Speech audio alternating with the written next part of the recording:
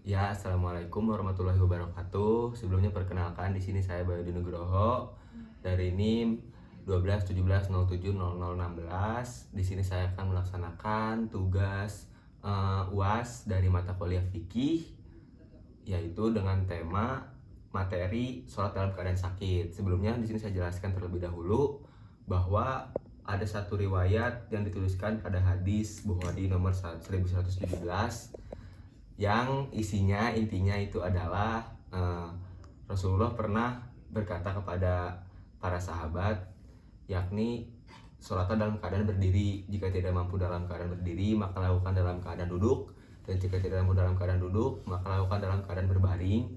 Jika tidak bisa dilakukan dalam keadaan berbaring, maka bisa dilakukan dalam keadaan isyarat. Kemudian di sini saya jelaskan sedikit bahwa sholat ketika ada satu uzur atau penyakit bisa dilakukan dalam keadaan berdiri, mungkin dengan mungkin bisa dibilang toleransi, yaitu sedikit ruku atau bersender kepada tembok. Kemudian jika tidak bisa sambil berdiri dan ada satu uzur yang menyebab penyakitnya itu tidak bisa dilakukan berdiri sehingga tidak bisa tumaninah, maka dilakukan dengan duduk dan duduk bersila. Mungkin langsung saja saya praktekkan, kemudian yang nanti berbaring pun saya praktekkan. Mungkin ketika berduduk dengan sila seperti ini, kemudian melakukan dengan sholat seperti biasa, dalam keadaan ruku atau dalam keadaan sujudnya dilakukan dengan sedikit menunduk, kemudian untuk sujudnya lebih menunduk lagi. Itu untuk yang dalam keadaan duduk. Kemudian dalam keadaan berbaringnya dilakukan dengan dua kemungkinan. Jika ada satu kemungkinan bisa dalam keadaan tidur yang bebas, itu bisa dilakukan dalam keadaan miring ke samping kiri atau ke samping kanan dengan satu pandangan wajah ke arah kiblat. Mungkin saya praktekkan, mungkin kiblatnya bisa dianggap ke arah sana.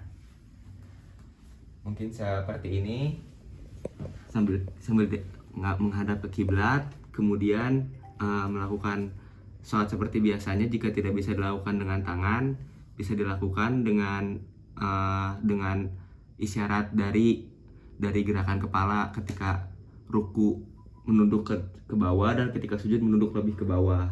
Kemudian jika tidak bisa dilakukan dengan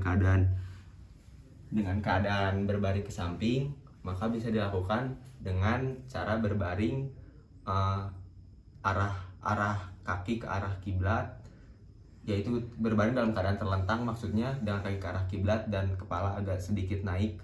Mungkin bisa saya contohkan. Jika kiblatnya saya anggap ke arah sana, maka bisa dianggap kaki mengarah ke kiblat, kemudian kepala lebih naik untuk bisa menghadap kiblat. Kemudian jika tangan tidak bisa digerakkan, maka cukup diam saja dan dilakukan dengan isyarat dari kedipan. Ketika ruku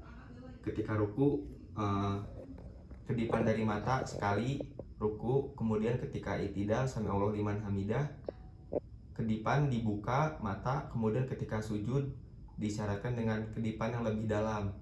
Ketika Allahu Akbar sujud, subhana rabbiyal a'la wa bihamdi 3 kali dengan kedipan yang lebih dalam. Dan kemudian ketika tasyahud akhir, itu bisa dilakukan dengan isyarat dari bacaan yang diucapkan dari mulut, kemudian salam.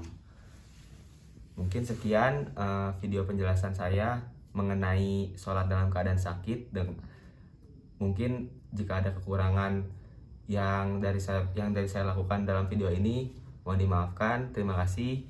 Wassalamualaikum warahmatullahi wabarakatuh.